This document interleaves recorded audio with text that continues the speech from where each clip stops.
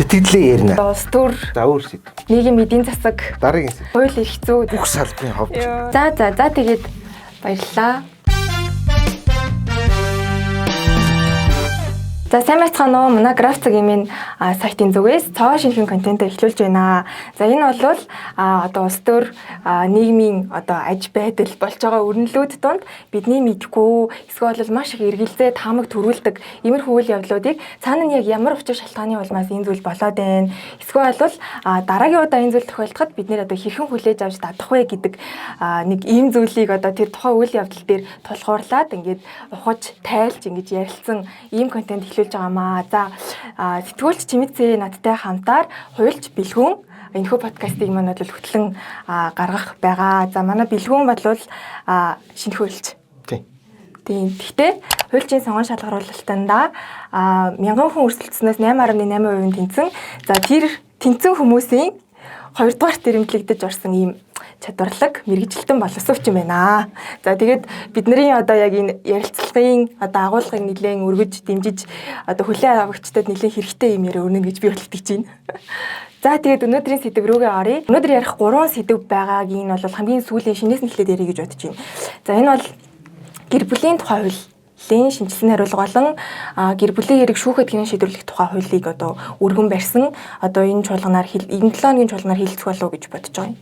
Тэгэхээр тэр хуулийн төсөл дээр одоо 11-р сард өргөн барьсан цагаас нь хойш нэлээд шүүмжил дагуулсан одоо гэр бүлээс гадуур харилцаа үүсгэсэн тохиолдолд одоо торох гэж байна ийм хуулийн төсөл өргөн баригдлаа гэдгээс эхлүүлээд нэлээд одоо хүмүүсийг дунд одоо шүүмжил дагуулсан шүү дээ. Тэгэхээр хуульч таны зүгээс хуулийн төсөлтэйгээ танилцсан уу? Тэр одоо яг үнэхээр тийм торгох морох тийм юм байсан уу? Ер нь тийм байх боломжтой юм уу?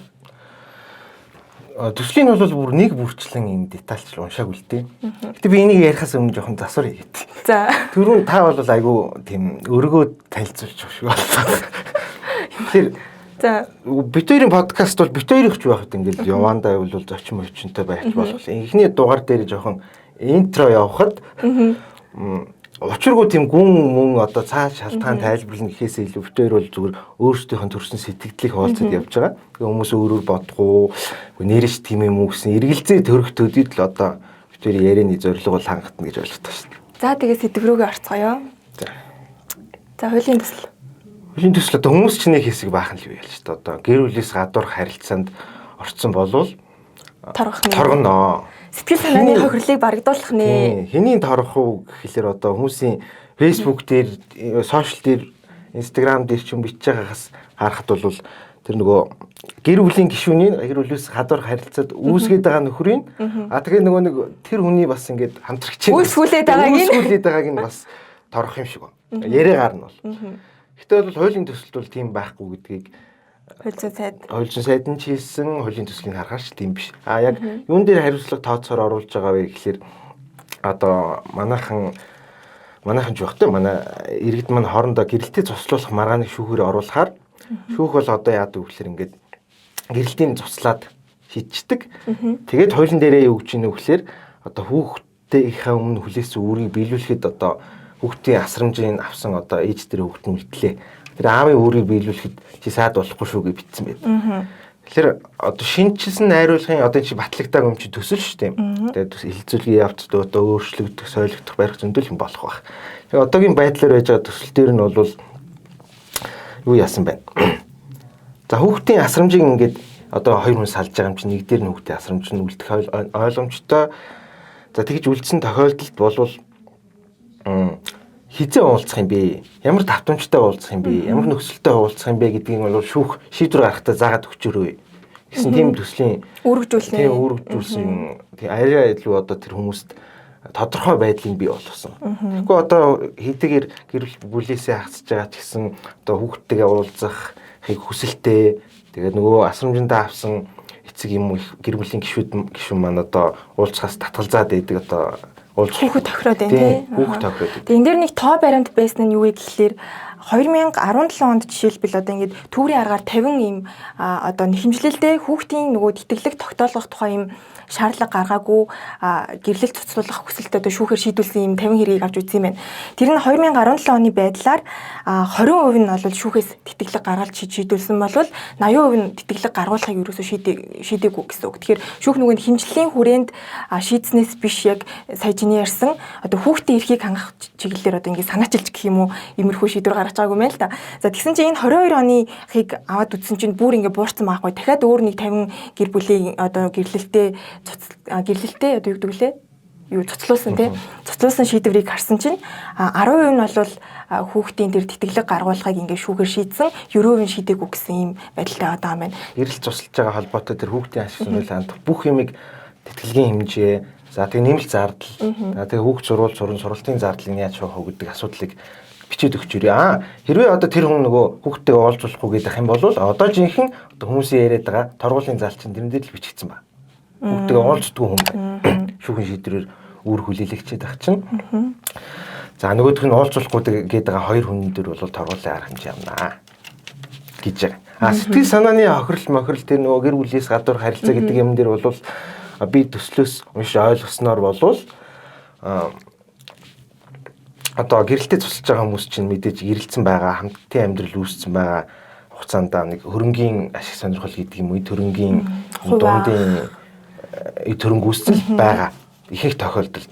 Гэтэ тэрийг хуульт төрөнгийг гаргуулах асуудлыг шүүх шийдвэрлэхдээ хинийн одоо буруугас болсон юм бэ гэдэг асуудлыг үүднээс гэрэлтээс гадуур харилцаа үүсгэсэн хүнд бас өөрөөр багаар шийдэгдэж болно, эсвэл олохгүй байж болно гэсэн тийм зохицуулт бол нэмэгдсэн баг шиг харагдсан. Тэрнээсээ гадна гэр бүлээс гадуур харилцаанд та одоо манай улс төрч тэмцээд ах шиг байна шүү дээ. Тэр хүрээндээ бол хуулийн зарим хүмүүс бол тэрийг бол нэлээд дэмжсэн. Зарим хүмүүс айгүй баярлсан шүү дээ. Тэрх ёстой энэ төр гэдсэн. Тэгэхээр нэг яг энэ хөрөнгө хураахыг бол дараа нь ярьж болж байгаа. Зүгээр яг зарчмын үед гэх юм уу ер нь ингээ тэгэх боломжтой юм уу? Одоо ингээд гэр бүлээс гадуур харилцаа үүсгэсэн хүнийг үүргэжүүлээд гэх юм уу, торгоод гэх юм уу, ингэснээрээ ер нь энэ одоо үйл явдал маань одоо багасах уу, тэ гэр бүлээс гадуур харилцаа үүсгэж байгаа тэр одоо факт нь одоо багасах юм уу, тийм үр дүн ер нь гарах боломжтой юм уу? Тэг энэ чинь буцаад нөгөө хүний эрх мэрх ухамсар сэтгэхүй сонголт юмтай ингээд уялдаад ирнэ шүү дээ. Энэ цаанаа нэг учиртай ах гэж би бодоод байна. Одоо гэрэлтээс гадуур харилцаа үүсгэн хүн гэдэг нь тэр гэр бүлийн гишүүн одоо нөгөө А Б2-ын Б одоо вэтэй яваад байна шүү дээ. Тий. Тэгэхээр Б-г торох тухай юу, В-г торох тухай юу? За энэ төөрөгдөл үүсгэжсэнаар нь одоо нөгөө А зүгээр байж байгаа шүү дээ. Тэ тэгвэл Б2-ыг одоо торгоё гэдэг үнэхээр тийм хуулийн одоо төсөл дээр тийм зүйл залт орж ирээд санаачлагдаад хэрвээ дэмжигдлээ гэж бодоход энэ санаа ямар үр дагавартай вэ гэж байгаа юм. Төсөөлөхөд үү? Тийм төсөөлөх. Төсөөлөхөд бол миний сэтгэл бол за В2 байжээ. Тэгэхээр одоо хэрвээ гэр бүлээс гэрэлтэй хүнтэй ингээд болзоот ч юм уу уулзаад яваад байгаа хүнийг торгоно гэж бичвэл чууд бас айгүй тийм хаос болох гэдэг байхгүй. Одоо гудамжаар хөдөлцөд явж байгаа хоёр залуу барьж байгаа цагтаа за гэрэлтийн гэрчлэгээд за бүртгэл чинь шалгана. Гэт их одоо тийм үр дагавар үүсвэ гэдэг чинь айгүй хөвгчлөлтэй асуулт болчих жоох байхгүй. Яг тэр нөгөө үйл одоо баримтан гэх юм уу факт нь өөрөө одоо ингэ баригдчихлаа шүү дээ одоо Аад бол нотлох баримт байна гэж бодъё заяа одоо юу гэдэг бичсэн чатан ч юм уу эсвэл одоо уулзж байгаа зураг ч юм уу тий байлаа гэж бодъё. Тэнгүүд тэр нөгөө нэг таамаг дээр биш ер нь болцсон байна. Ер нь бол ингэ хуурцсан байна гэж бодоход болох юм уу? Босох юм уу ч байхад одоо тэгэл би чи яг гэр бүлийн тийм мэрэгч хүн бол энэ хүмүүс хуульчнаар л зөндөө байгаа шүү дээ. Зүгээр миний хувийн сэтгэл болвол тийм санаачлагууд бол үе үе. За тийм торгуулаа гэж биччихье гэдээ хоёул төсөөлөе л доо. Төсөөлөнгүүд торгуулийн мөнгө чинь Аад өгөхгүй төр аваад ураагаа явчихчих шүү дээ. Зөрчлийн үйлээр бол тийм Аад өгөхөөр байлгаж болохгүй юм уу? Аад өгөхөөр байлгаж болох юм одоо хуулийн төсөл рүүгээ буцъя. Тэгвэл Аад өгөх юм тэр хуулийн төслийн үг үсгээс бол сэтгэл санааны хохирлыг гаргуулна гэдэг. Гэтэ хохирлын хэмжээг нь яаж тооцох уу гэдэг асуудлууд бас яванда үүсэл явах байх л та. Одоо бол манайх бол гэмт хэрэг болмос учирсан сэтгэл санааны хохирлыг гаргуулдаг болчиход байгаа шүү шинжилгээний тухай хууль өөрчлөгдсөнөөс хойш шинжилгээ найруулагдсанаас хойш. Тэгэхээр одоо гэр бүлийн гадуур харилцаа үүсгэсэн тохиолдолд яг тэр нөгөө гэр бүлийн гишүүний гэрэлттэй хүний сэтгэл санаанд яг ямар хохирол учрах уу? Тэр хүн одоо яг хамт амьдрдаггүй зүгээр гэрэлтэн бүртгэлтэй мөртлөө хамааралгүй яваад байдаг хүмүүс бас амьдрал дээр байдаг шүү дээ. Тэгэхээр тэр хүн бол хохирохгүй байх гэж би бол төсөөлж байна. Тэгэхээр яг хохирчлаа гэж бодож. Хохирчлаа гэж бодоход үнэлгээг нь хэдүүлээ яах вэ гэдгийг бас ярих болчихж байгаа. Тийм. Тэнгүүд одоо угаасаа тэр жишээ хэлж штэ одоо сэтгэл санааны хөрлийг бол ингээд тооцдог болж байгаа гэд тий. Тэнгүүд тийм нэг аргачлал байгаа гэж боддог байхгүй. Тэр аргачлалаараа ингээд юу тогтоё л доо. Одоо манай яг одоо ингээд жишээ авъя л да тий. Одоо ингээд сайхан хамт амьдарч исэн байна ихнэр нөхөр хүүхэдтэй тий. За тэгтэл одоо ингээд за ихнэр нь одоо хуурсан болчих заяа. Одоо нөхөр бол ингээ мэдгүй байж байгаа мэдсэн. Тэгээ амар ингээд сэтгэл санаагаар унаад ажил төрөлтөө одоо анхаарал нь төвлөрхөө болоод тэгээд ажлын бүтээмж гарахаа болоод ажлаас харгалагдах хүртэл хохирол учирчлаа тэр нөхөрт. Тэнгүүд тэрэнд одоо тэр хохирлыг барагдуулмаар байна. Ингэж болох уу? Болох уу ч юу яах вэ? Зүгээр тийм байвал яах вэ?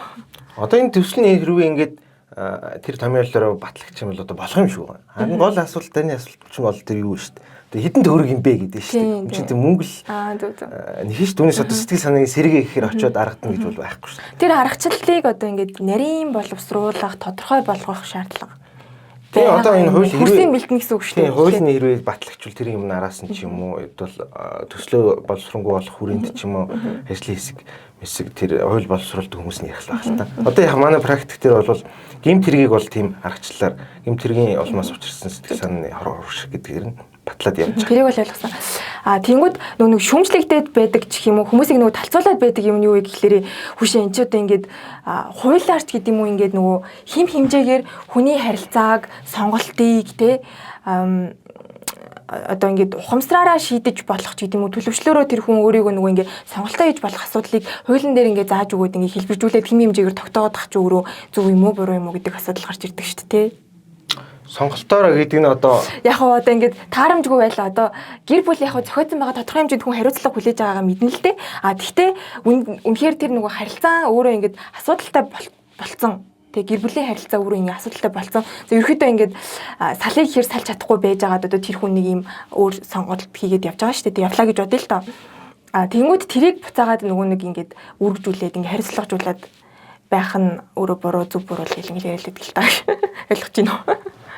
Одоо тэгэд үнэхээр таарамжгүй байгаа бол та хоёр гэрлээ гэж юм уу? Туслуулчаа. Тэгээ хоёлаа хүн тэрийг хөлийн зөвшөөрөд байгаа бол шүүх мөх болох шаардлагагүй шүү дээ. Хоёлаа өсөлтөд гаргаад усын бүртгэл дээрээ салгуулчих. Тэгэхээр яг эндээс одоо миний хувь иргэний хувьд юу гэж дүгнэж гинүү гэхлээр одоо тэр торгодог тийм зохицуулалт бол орж ирэх боломжтой юм байна.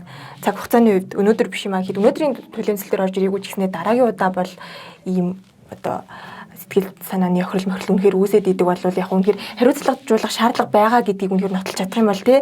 Одоо угаасаа ингээ гэр бүлийн салалт чинь ингээ ихсээд байгаа. Тэгээ тэрний одоо хамгийн хоёр дахь шалтгаан нь нэсэн билүү хамгийн эхний шалтгаан нь нэсэн билүү яг гэр бүлээс гадуур харилцаа гэж байгаа байхгүй.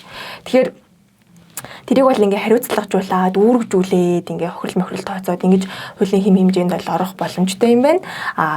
Гэхдээ наан нөгөө нэг аргачлал тэр нэг сэтгэл санааны хохирол гэдэг ч одоо баригдахгүй юм чинь одоо шүүх шинжилгээгээр ороод бие махбодоо ингээд хохирсон бол илүү одоо ингээд нөгөө нэг тогтоогдсон тий. Тогтоогдоход төвхтэй учраас тэрийг илүү тодорхой болгочсныхаа дараа ч гэдэг юм уу тий.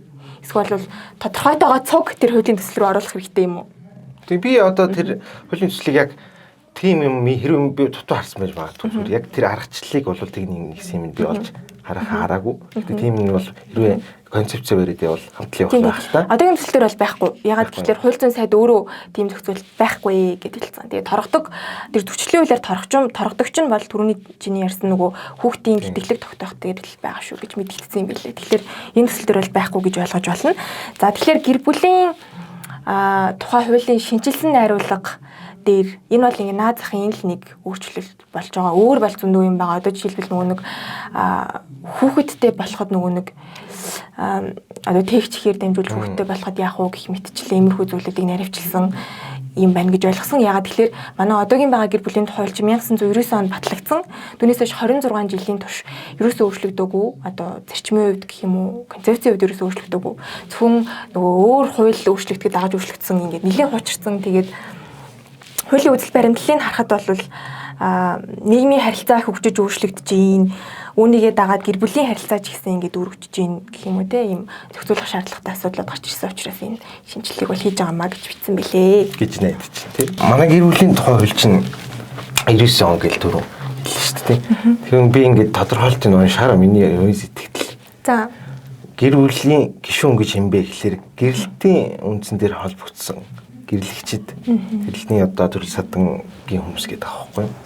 Гэрлэлт байх ёстой болчихж байгаа аахгүй юу? Тэгэхээр ээжтэйгээ амьдэрдэг хүүхэд болвол гэр бүл биш үү гэдэг ийм асуулт байдаг гэсэн. Тэрийг бол техникийн хувьд шийдэл багш шиг хэлээ л дээ. Зөв. За тэгээд хүүхдийн ашиг сонирхлыг хангах асуудлууд бол нэлээд анхаарсан байна. Хуулийн төслийн боловсруулсан хүмүүс гэж бол ойлгосон. Хүүхдийн хуваар төрөнг одоо гэр бүлийн гишүүн чинь тэр гэр бүлийн нийт төрөнгийг ингээд тэнцээ хуваарлагдах ёстой гэр бүлийн гишүүн ногдох ёстой гэдэг байгаа. Тэгэхээр хүүхдийн хөрөнгийг одоо яах юм бэ гэдэг асуудлыг бол нэмэлтээр тусаж ирсэн бас анхаарал сонирхолтой санагдсан гэх юм уу? Одоогийн үйл дээр тэгтээ байдаг санагдаж байна нөгөө хүүхэд одоо нөгөө тэнцүү байдаг шүүхийн шийдвэрүүдийг харахаар одоо саллаа гэж бодоход одоо 3 гишүүнтэй гэр бүл байлаа гэхэд яг тэнцүү 3% яагаад 30-30%-аар нь ингээд хөрөнгийг хуваачдаг.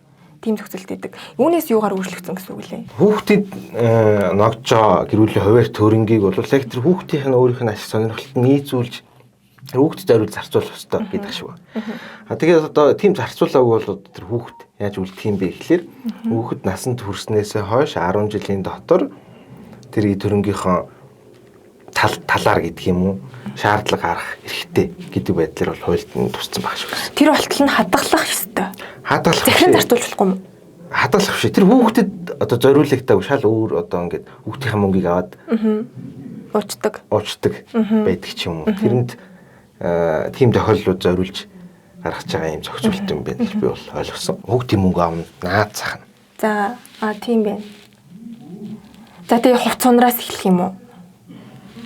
Тэгээ одоо хүүхдэд одоо хүн бэлэг өгсөн. Одоо бэлэг юу ах одоо өв залгамжлаар өв юм үлдээсэн байж болно шүү дээ. Энэ аав ээж нь аваад үрээд тараад дуусгацсан байх тохиолдлыг л яриад байна гэж би ойлгосон шүү. Зөв. Яг нэг ийм хандлага байдаг шүү дээ одоо. Би чамайг одоо эцэг эхийн хандлага заяа өсөж гин, хоололж гин, ундалж гин.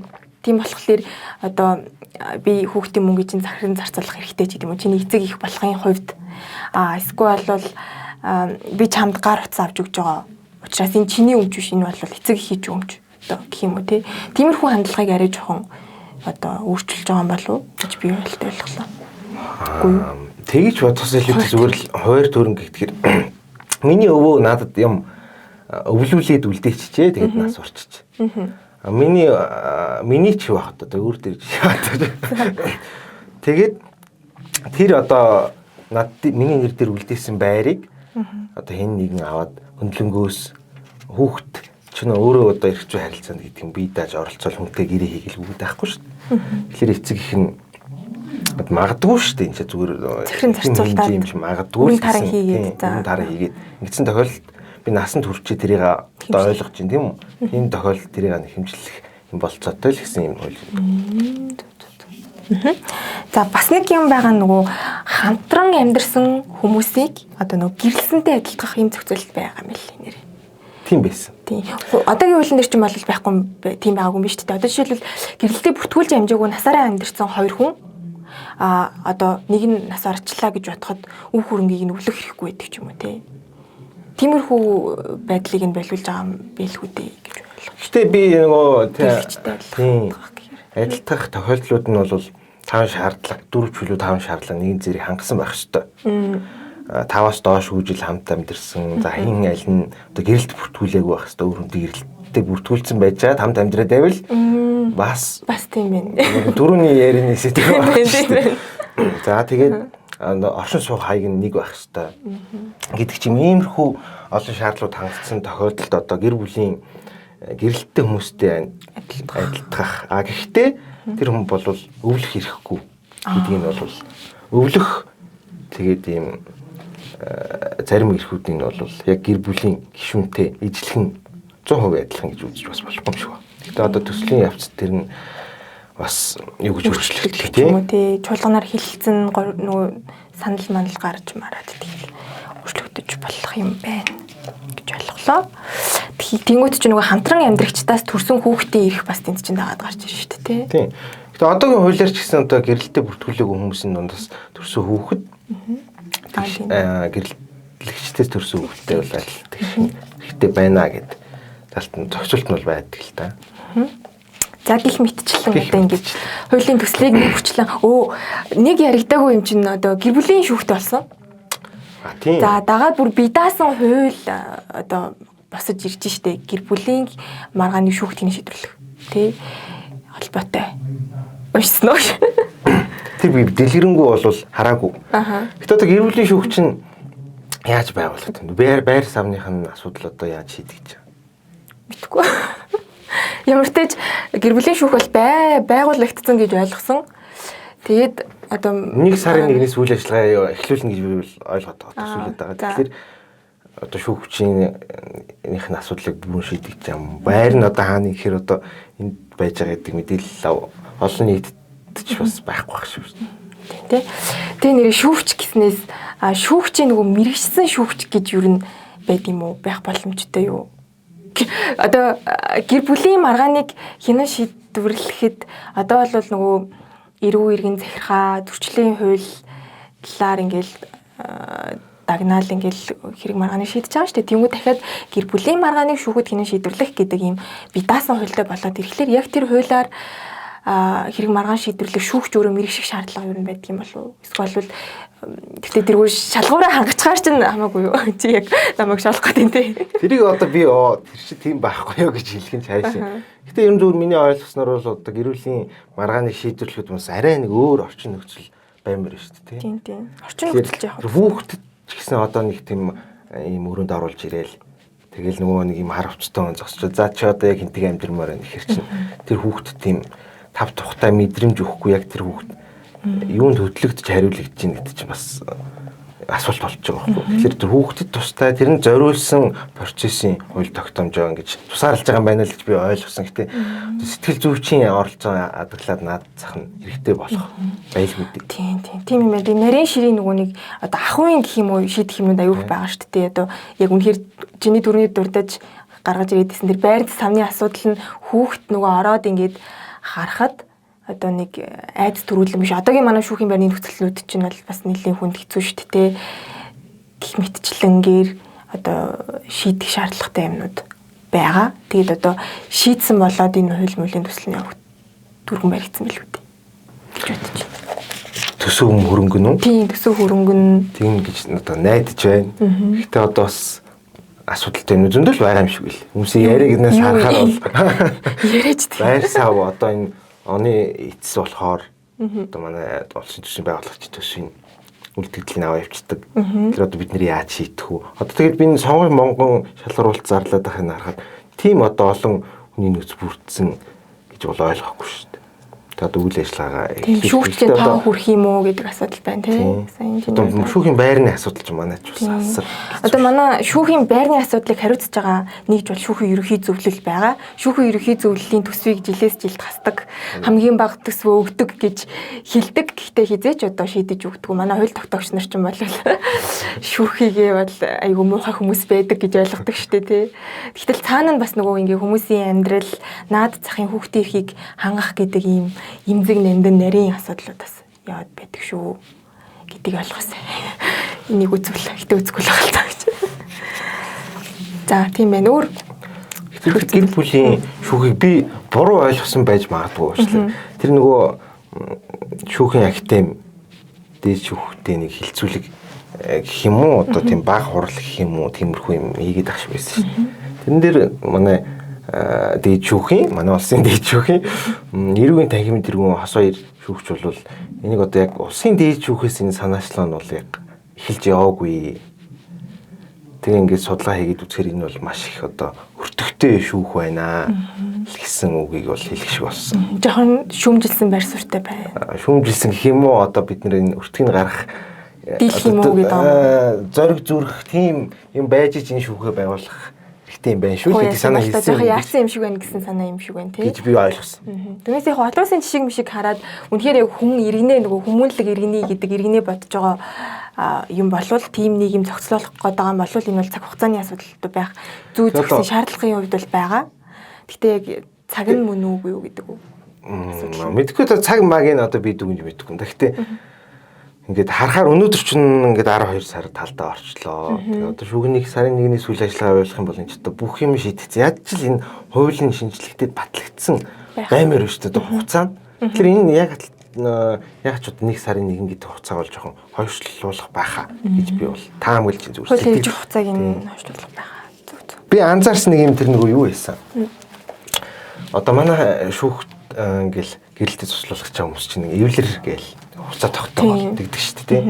Тэгээ одоо би тэр эвлэрх үнэхээр боломжгүй гингүүт эвлэрүүлэх арга хэмжээ авахгүйгээр шийдэж болох одоо хуулийн зохицуулалт нь бол одоо хүчирхийлэл дарамтаас болоод одоогийн үйл дээр байгаа тийм амнаас эрүүл мэнд хүмүүс хүүхдийн хүмүүжил ноцтой гэх зэрэг юм ноцтой шалтгаан байх ёстой. Энэ хэдээс бусдаар бол та хоёр заавал эвлэрэх хугацаанд ингээд тогтоолгоод эвлүүлэлтэн зууршлагчаар байна. Тэгээд энэ дээр бас нэг юм аа энэ шалтгаануудыг яг яаж тогтоогоод байна уу гэдэг асуудал байгаад байгаа. Одоо ингээд гинтгэлийн подкаст сонсоод ер нь хараад байхад ингээд айгүй энэ дээр юу шүүмжлээд байгаа байхгүй. Одоо нөгөө гэр бүлийн хүчрхийлэлтэй байсан. Тэгээд салгаад өргөлөө өгсөн байсан чинь эвлэрүүлэн зурчлалын нэг 30 хоног гэдэг лүү дээ. Тэр 30 хоногтой ирээд энэ хүн чинь алчлаа штэ гэдэг юм айгүй хэрэгдэт байгаа байхгүй. Тэнгүүд яг наадхай чинь нөгөө ингээд тогтоож ингэж нөгөө яг энэ хүчрхийлэл байсан байна гэдгийг тогтоох тэр аргачлал гэх юм уу? Одоо яг тийм ингээл 2-2-ын 4 гэдэг шиг тийм аргачлал бол байхгүй байх л та. Энийг бол манай практик дээр ажиллаж байгаа гэр бүлийн мэднэ гэж үзээд чиглэлээр гэр бүлийн эрх зүйн чиглэлээр ажилладаг хуульчнаар бол илүү дэлгэрэнгүй сайхан хариултлах баталгаатай хариултыг өгөх баха. Зөвхөн миний анзаарсан юм бол саяны ийм одоогийн шалтгаанууд дээр нэмээд одоо эвлэрэх хугацаа заавал тогтоож ингэж хин хиндэн цаг удахгүй байх нөхцлүүд нь за сүүлийн 5-аас дээш жилийн хугацаанд бол хамтран амьдраагүй хоорондоо гэрэлтэн бүртгэлтэй тэгээд бага насны хүүхдгүү гэрэлтээ цуслуулахыг бол зөвшөөрөд байгаа. Ийм хоёр хүний гэрэлтийг бол заавал одоо эвлэрэх гэж хугацаа тогтоохгүй. За хоёрдугаарт эд хөрөнгийн маргаантай боловч 18-аас доош насны хүүхдгүү болвол зөвхөн одоо эд хөрөнгийн яаж байх тэр маргаад байдаг хүмүүс байдаг шүү дээ. Тэгэхээр тэр хоёр хүнийг заавал эвлэрхгүйгээр одоо маргааны ингээ шүүхийн журмаар шийдчихье. Үнэхээр одоо тэр хоёр хүн чинь уучраа олчих байсан бол шүүх тэр чухал байлгүй дээ гэж одоо би бас төсөөлөд байгаа. Зөв. Тэгээ ингээд нөгөө анзаархлаар цаад ингээд нөгөө одоо агуулгын гэх юм уу хараад үзэхлээр одоо нөгөө хүүхдтэй болохлээр гэр бүл өөрөө ингээд илүү нөгөө хариуцлагатай байх үнэнгээс нөгөө нийгмийн нэгж гэдэг утгаараач гэдэг юм уу те одоо тэнд чинь нөгөө нэг ирээдүйн иргэнэг ингээд бэлтгэж байгаа гэх юм уу тийм ер нь бол ирээдүйн иргэн тэндээс бий болж байгаа шүү дээ тийм учраас нөгөө ингээд нөгөө судалгааны дээр харахаар салсан гэр бүлд өссөн хүүхэд илүү нөгөө сэтгэл санааны хямралтай байдаг, гэмт хэрэгт орооцолдох нь илүү өндөр байдаг ч тийм иймэрхүү судалгаанууд байд юм билээ. Тэгэхээр ноднон бас манай редакцийн зүгээс бэлтгэжсэн нэг нийтлэл гаргаж ирсэн нь юу вэ гэхээр ерөөхдөө ингээд нөгөө гэр бүлээ батлуулахаас өмнө одоо хүүхдээ төлөвлөдөг байх. За тэгээд хүүхдээ болчлоо гэж бодоход илүү нөгөө хариуцлагатай одоо ингээд за одоо ингээд муухайш гаргалаа одоо хоёлоо салчий гэдэг тийм одоо байдлаар гэр бүлд хандахгүй байх шаардлагатай байна. Ер нь тэрийг хүн бас ухамсарлаж явах хэрэгтэй байна гэдэг дүгнэлтэнд хүрчээсэн байхгүй. Тэгэхээр яг энийг одоо ингээд гэр бүлийн тухай хуулийг одоогийн байгаа концепцийг харахад ч гэсэндээ ингээд шинжлэгдэж байгаа юмнуудыг харахад ч гэсэндээ яг илүү одоо ингээд тодруулж өгч байгаа юм болов уу?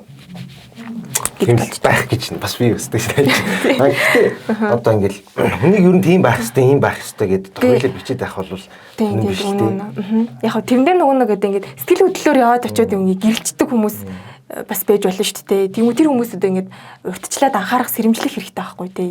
Яг юу эн чин цаанаа ямар үр дагавартай билээ гэдэг хомсрийнхаа үр. Тийм тэгэхээр заавал ингээд хуулиар нэр заалгаад байхгүй ч гэсэндээ бас ингээд ойлгоод авчвал их айгуу чухал ажил хийгээд байгаа шүү дээ марк ажил юм шиг.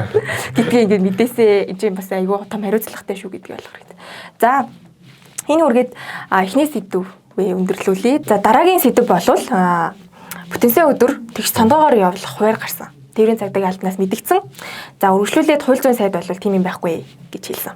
Иргэдэд одоо яаж нөлөөлж гинүү гэхлээр хүүе ингээд нэг дарга нь хэлэхээр бид нар эрхээ хязгаарлуулад дараагийн өөр нэг том дарга нь дахиад үгүй хичгээр бид нар буцаагаад ингэж бэлчих юм уу гэдэг асуудал байгаа байхгүй. Тэгэхээр энэний цаана одоо нэг нюанс байгаа л та. Жишээлбэл одоо хамгийн том үндэслэл нь бол хууль зүйн яамд бүртгүүлээгүй юм байна тэр эрх зүйн актыг гэж ойлгосон. Гэтэ ер нь бол энэ төрлийн ийм шийдвэрүүд хүний эрхийг тодорхой хэмжээнд хөндөж байгаа шийдвэрийг гаргахдаа ер нь ямар процессор гаргах хэрэгтэй байдгийг бид нар тэгэл нэг дарга нь явахгүй шүү гэл тиймүүд нь явахгүй байгаа л те. Ер нь тийх юм уу? Гэл байсан шүү дээ. Тэгэхдээ яг бид нөгөө нэг юм санал асуулга гэдэг нэг юм хэд хоног явсан бид чинь. Би бол мэдээгүй хамгийн сүүлийн 5 дахь өдөр дуусгах байхад дуусгах юм байна гэдгийг бол мэдсэн. Нэг юм төгжрэл тэгэл баг тэр оройн эхлүүлсэн үү санал асуулгаа. Гэтэ би бол бас нөгөө замын хөдөлгөөнд оролцдог хүний үед яг ингэж хэлэхэд нэг төгжирч хэлээг байхгүй юу. Би бол нэг ерөөсө төгжрээгүй байхад чинь өө та нар төгжирлээ өстө төгжрээд байгаа үедээ ингэж тэгж бүр тулгаад байгаа нь бол бас. Би ч яг нөгөө ажил руугаа алхацдаг. Ажил гэр хоёр хооронд алхаа явждаг болохоор гэхдээ нөгөө зайлшгүй юм ингээл ажлын цагаар ч юм сүлөглөөд оцрох гээд нь штэ. Оцроод нь штэ. Тэр үед чинь ингээд такси макси барихаар төгжрээд байхаар хэцүүлтэй ер нь төгжрөл бол хүн болгоны л амьдралд нөлөөлдөг штэ тий. Гэхдээ яг би тэр санал асуултанд уучлаарай би дэмжсэн санал бол өгсөн юм аа. Чамаас хэлсэн байх гэж.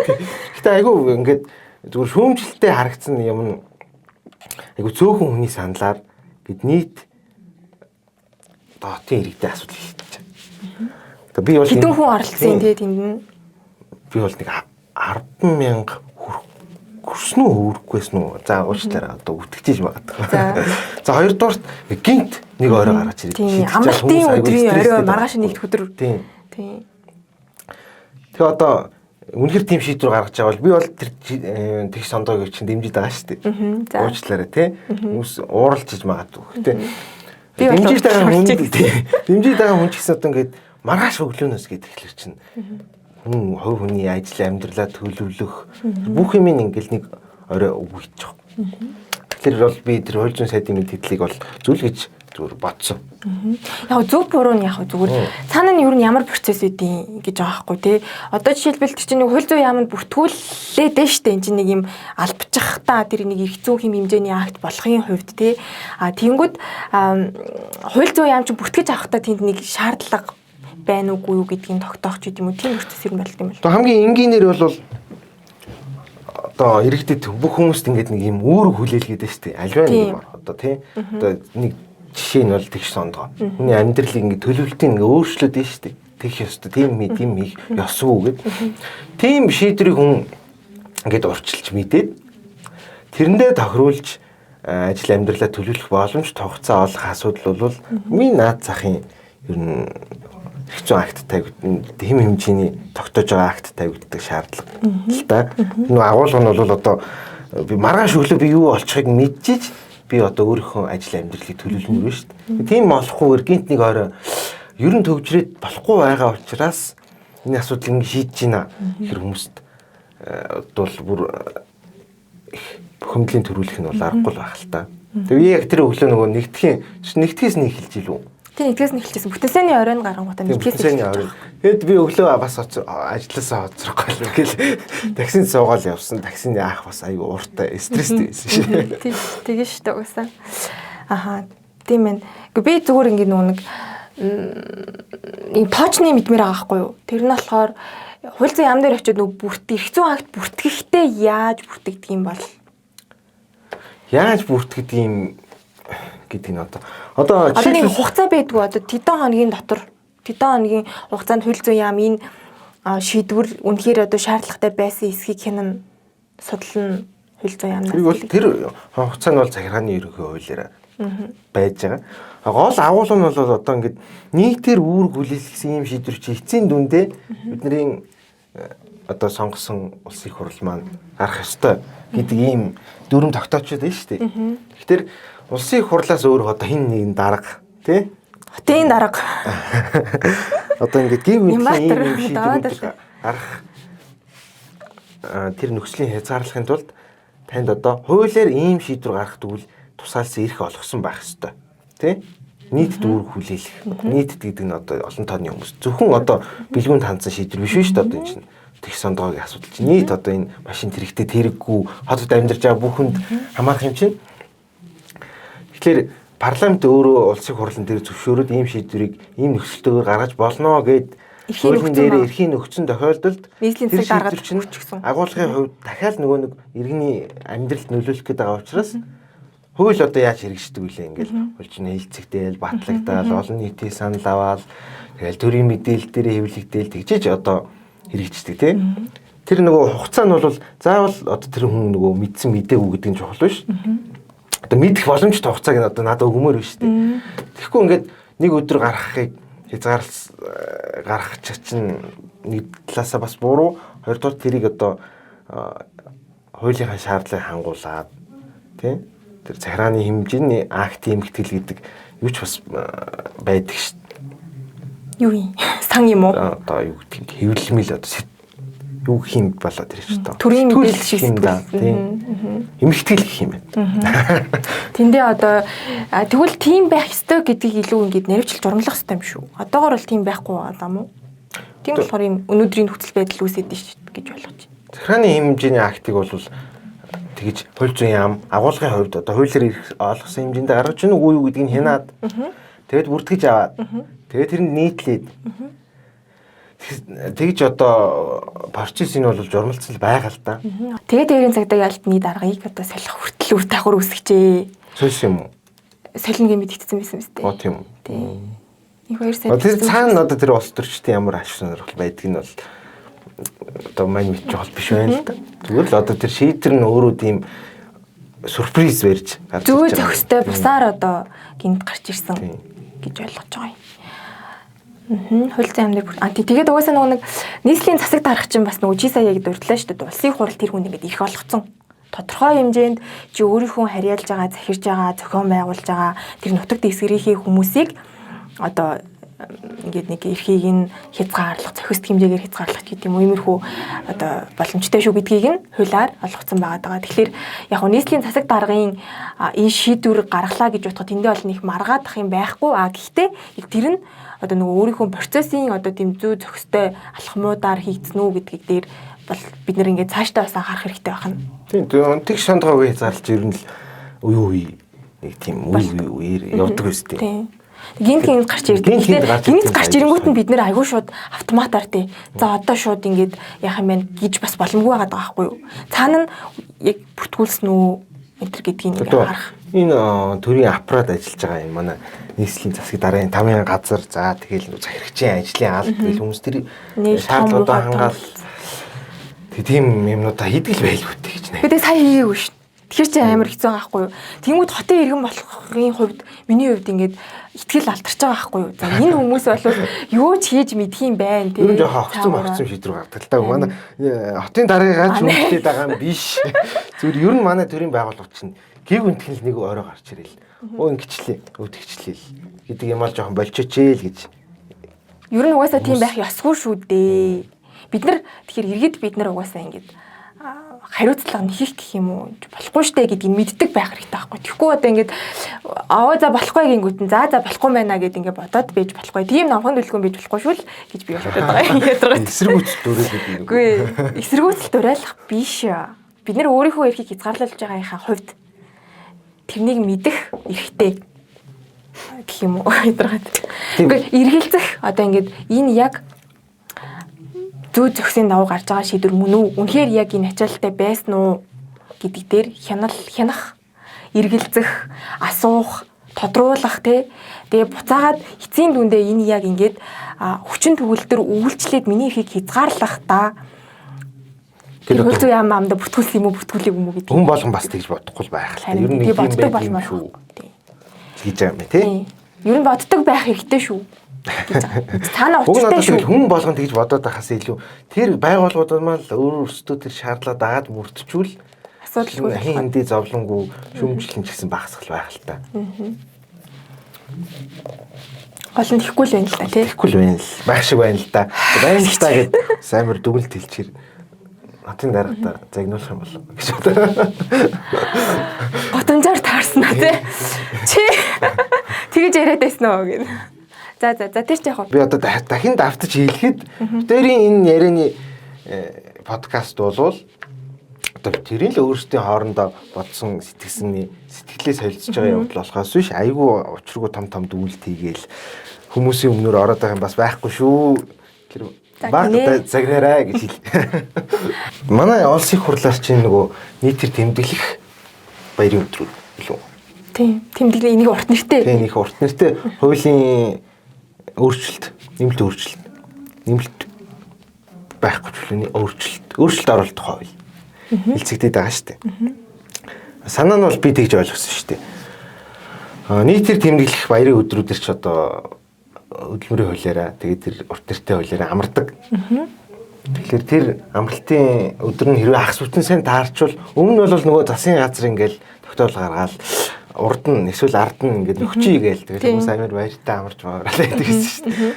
Тэгээ нөгөө хөдөлмөрийн хуулийн шинжилсэн найруулгаас хойш тийм зохицуултыг аваа хитэн чинь одоо хагас сайн таарсан болвол хагас сайндаа тэмдэглээл ер нь бол бас логик нь би бас дээрийг дэмжиж байгаа. Одоо жишээл ганц өдөр амардаг ямар өдөр вэ? Мартин 8 тийм. Мартин 8 тэр ч одоо Мартин 8 л баярын өдөр үстэй. Ерөө баярлах гэдэг аваад тийм. Тэгэхээр Мартин 8-ны хагасаа өдөр таарчингууд амралтын өдрийн нэгтгэл рүү шилжүүлэх гэдэг нь шүү дээ. Тэгэхээр нэгтгэхэд нь одоо би баярлах гэж байхгүй зү. Би ч юу байв. Мартин 8-ыг баярлах хүмүүс нь. Тэгэхээр тэр нь бас нэг талаар зөв санагдаад байна. Зүгээр тэр хуулийн төсөл нь бол хуучин шигэ. Гэхдээ зарчим нь бол засгийн газар ингэ шийдвэр гаргахгүйгээр засгийн газрын шийдвэр хүлээхгүйгээр хэрвээ амралт 7 хоног үрийн амралт өдөр таарсан бол дараагийн ажлын өдөрт нь автоматар шилжүүлээд ингээд хүмүүсээ арай нэг тийм ойлгомжтой болгоё гээд ах шиг байна. Санаачлах нарна. Болтын уу юм шүү. Батлагдсан уу? Тоолгоноор хилэлцэх үеэр зарчмын зөрүүтэй санал гаргаад тэгээд одоо нөгөө бүх баярыг бишээр зөвхөн үндэсний их баяр наадам буюу наадам тий бидний мэдхийн. Тэгээд цагаан сараар гэдэг энэ хоёр нөгөө үндэсний одоо нөгөө онцлог шингэсэн баяруудаараа нөхөж амрья гэдэг ийм санал гаргагдаад дэмжигдсэн байгаа юм. Тэгээд би хилцүүлгийн яг ихэнх үеийн сонсож байхад бол ийм үндэслэл гарч ирж илээ. Дэлхийн дундаж одоо нөгөө жилд амардаг өдрүүд нь амралтын өдрүүд нь 17 18 байдаг. Манайх бол нэг дунджаар гэж байгаа байхгүй. Тэгээ 11 өдөр амралт юм байна гэсэн. Дутуу амраад. Тэгээд зарим хүмүүс бол яриад байгаа юм л да. Манай бас бол ядуу усаа биднэрт амрах ирэх байхгүй гэдэг байгаа байхгүй юу. Тэгээд би бол амармаар байгаа юм.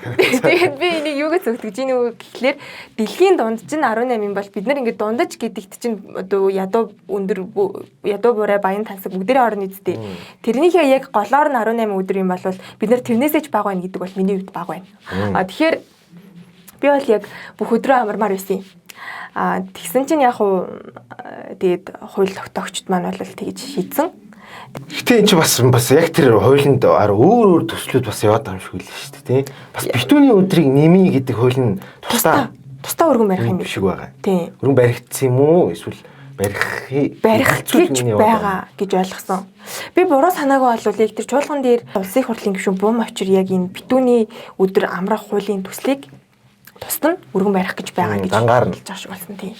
Тэгэхээр яг энэ хууль дээр бол битүүний өдөр гэсэн заалт байхгүй. Зөвхөн одоо хууль дээр одоо тэмдэглэгдсэн тийм тэр амралтын өдрүүдийг байснаас зөвхөн наадам цагаан сараар ирнэлтлээ. Би бас буруу ойлгосон. Бас нэг наадмыг уртцгая гэдэг хууль бас байгаагүй юу? Наадам ч юм бол мэдэхгүй байна тийм. Би бас байгаа гэж бодлоо. Наадам энэ бум авчир яг энэ хоёрын нэг нь ярьсан. Би тэгтээ. Бум авчир гişүүнийх чинь тэр нөгөө битүүнээр амрах нь.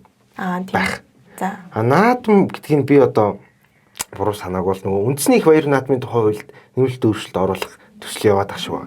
За. Одоо их олон гишүүнд санаачилсан баг шиг байсан шүү. 30 40 шин хэдэж үлээ. За. Тэр хууль дээр одоо бас нэг нөхцөл нь тэр одоо үндэсний их баяр наадмаар амрах өдрүүдийг уртсах. Одоо ч 3 билүү 5 билүү наадмаар юм чинь. Тийм 5. Цагаан сарын үеэр шиний 1 2 3. Тэгээд үндэсний баяр наадмаар чинь 5 байдаг багчтай. Тэрийг ингээд 9 болгох ч гэлээ. Тэгээ бас сайн хараагүй. Тиймэрхүү юм бас ойлгогдсон шүү.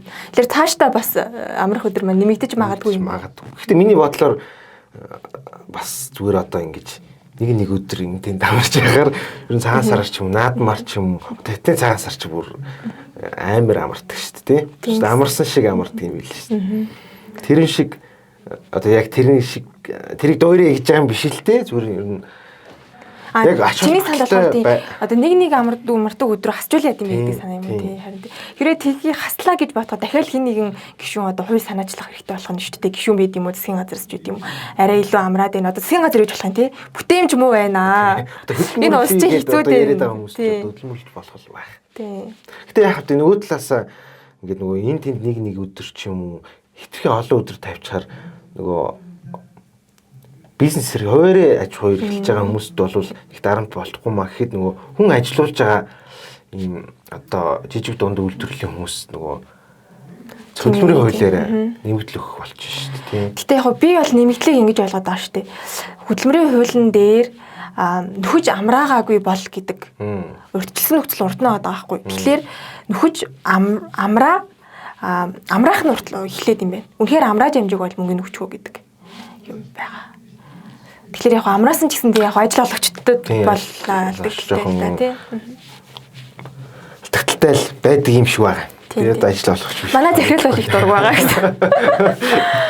Гэтэ яг бас тийм л дээ. Гэтэ миний санаа бол би тэр урт амралтыг л ингэ нэг доор урт амрахыг л юу дэмжиж байгаа шээ. Тэр хойшлуулдаг бол одоо жишээлбэл жоо тийм байхгүй. Одоо яг өөрчлөлтөн тэр сансар үндэсний баяр наадам гэдгээр орсон бол бас айгу ач холбогдолтой л болчихвол цагаан сар ч одоо шинэ нэг хоёр ингээд яг үндэ манайхан ч дуустдаггүй шүү дээ. Тийм. 8 хүртлээ баг явдаг шүү дээ. Тийм. Наадмаар ч гэсэн одоо хүмүүс 100 болчихно. Тэгэл наадмын 5 хоног амарчаар далимдуулаад ус айгу их хийшээ тийшээ аялал зугаалж явна. Тэгээ амралтын өдөр таарчвал бас унигтай байх л та тийм. Тэгэлгүй яах вэ? Унигтай байдгаа. Унигтай бас байдаг. Өнгөрсөн жил бол бас хэцүү байлаа. Өнгөрсөн жил гэж энэ жил үлээ. Нэг баахан амралтын өдөр таарсан чинь энэ жил юм байна. Тийм энэ жил. Тийм үү. За тэгээд ойрын сонин сайхан юм байна. Өнөөдрийн байдлаар юм байна. Тийм байна. Тэгээд дараагийн дугаарт бас өшөө илүү гоё сонирхолтой сэдвүүд яригдах байх. Тэг чи ер нь ингээд ер нь болж гинэ гэсэн. Үгүй яах вэ? Битэрийн л одоо санаа сэтгэл юм чи битэр айгу дүгнэлт хийдэг хөл баталдаг ч хүмүүс биш хөл албаасаар тайлбарладаг ч хүмүүс биш сонирхож байгаа сонирхогч энэ тухай ер нь бодож байгаа хүмүүс бас нэг юм үнцэг танилцуулаад битэрийн одоо санал нийлэхгүй байх нь бол бас тусдаа асуудал шүү. Тийм өөрсдийн үнэлэмж дүгнэлт байх. Ямиг бол жоохон талбар үсэн бодж ивэл яасан бэ л гэдэг үднээс юм хийж байгаа шүү дээ тийм. За тэгээд баярлалаа. Дараагийн дугаараар эргээд уулзтлаа. Түр баяртай.